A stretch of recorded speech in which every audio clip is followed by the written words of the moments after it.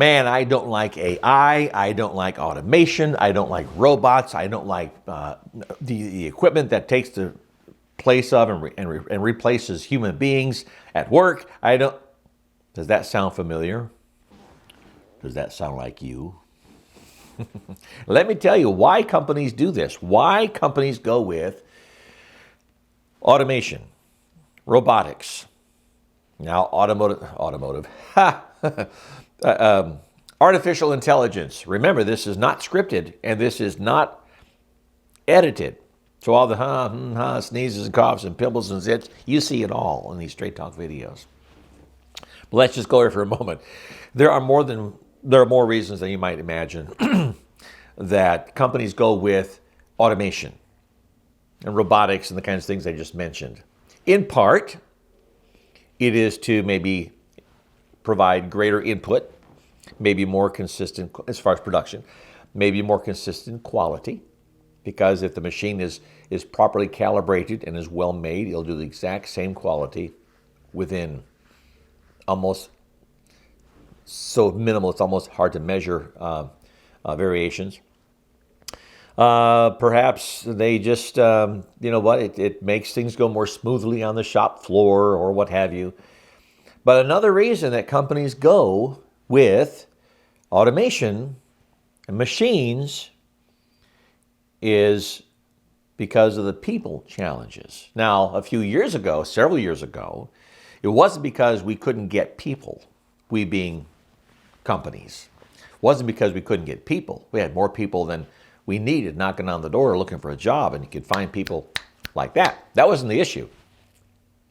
The issue was dealing with absenteeism, employees putting out maybe substandard work, maybe not, but let's just go here for now. Would have been perhaps people not getting along with each other at work. Employee issues, right? Employee lawsuits, maybe somebody had a disciplinary action or was fired, and then they went to sue the company, and the company has to settle out of court for whatever reason. These sorts of challenges beset companies and will cause companies to say, you know what, if I can automate this process, it may not save me any money, because sometimes these robotics are very, very expensive. And they don't last forever. And there's cost to maintain them and all that. So maybe I'm not going to save any money, but the machine doesn't call in sick, doesn't complain to the boss. It doesn't, have issues with other employees. It doesn't threaten the boss. If there's a situation and they fly off the handle. Puts out consistent, good quality work. Right?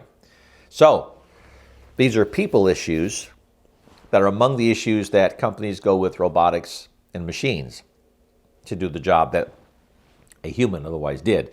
And there are cases where where the company is truly going to save money over, frankly, payroll, especially if it's a not a highly paid job, but we'll go there. Let's just say it's a job that would pay for that robotic or that machine within about a year or so, and then it's gravy after that, other than, again, replacement costs, repairs, maintenance, and those sorts of things, and calibrations of equipment and tools and machines. You know where I'm going with this.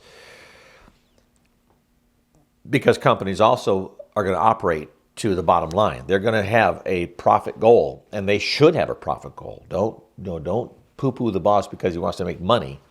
But that's why people go into business, is to make money, for the most part. So be aware that you should be, I should say, try to be the employee that, don't be the one that inspires the boss to replace you with a machine, is the point. Because machines also don't have that human touch, okay? Be the one that the boss says, I really want to have you stay around, and I'm not going to replace you with a machine, because no machine can do what you can do. No machine gives me the warm and fuzzy that the human being can give me as far as just a personal connection in the workplace, and so on. But if you're the type of employee that creates all the grief and all the stuff I've already talked about here just a few moments ago, and makes that boss want to go with a machine, if he can, instead of a human, Well, that's on you. So try not to be in that crowd. There is a big enough crowd that's like that. Don't be that crowd. Be the exception to that. That doesn't mean that your job is always going to be safe and not going to be replaced with machines or AI. Remember, artificial intelligence. That doesn't mean that you're going to be safe. No, but you'll certainly improve your chances of not having your job affected as drastically by machines. Okay? So, something to think about. Hope this helps you a bit. Please like, share, and subscribe. Do all those great things. And I'll see you in the next video.